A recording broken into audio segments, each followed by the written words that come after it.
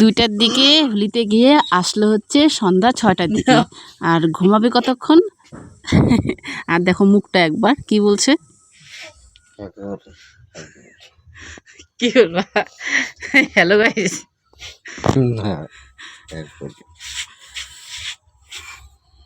ও চুলে আর কালার করতে হবে না, বুঝছো?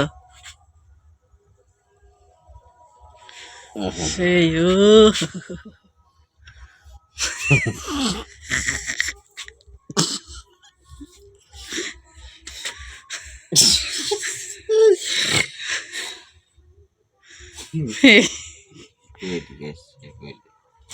বলো happy Holi. Happy Holi.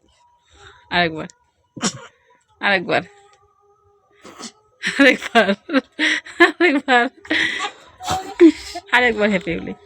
Happy Holi.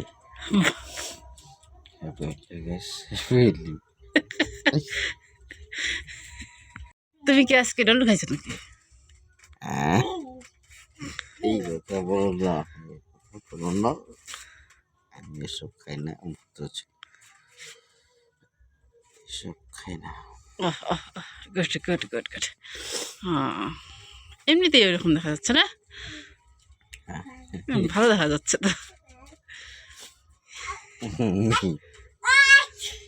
আচ্ছা ঠিক আছে, চলো স্নান চলো। না শুয়ে পড়লা যে? ও বাবা, কি বাবা? হ্যাঁ কোথায়? এই তো মেলায় যাবো না? মেলায়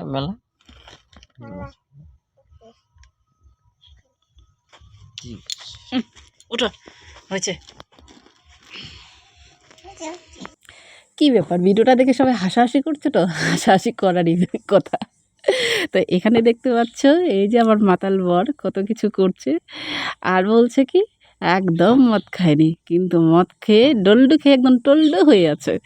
তো যাই হোক, প্রতিদিন তো আর এইভাবে খায় না, যেহেতু আজকে হোলি, তাই হোলি উপলক্ষে খেয়েছে আর কি।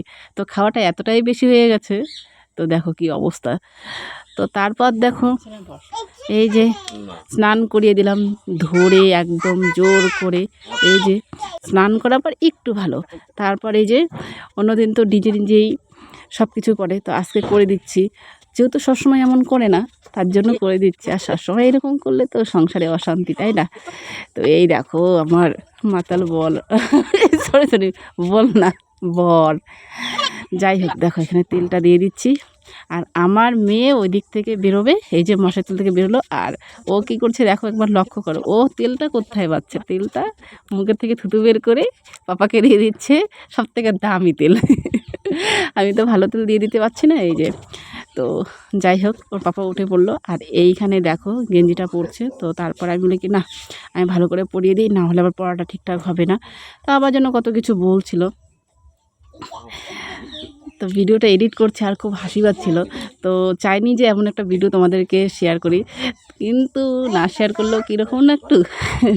চলো তোমাদেরকেও তার জন্য শেয়ার করে দিলাম। তা আমার তো খুবই হাসি পাচ্ছিল, খুবই।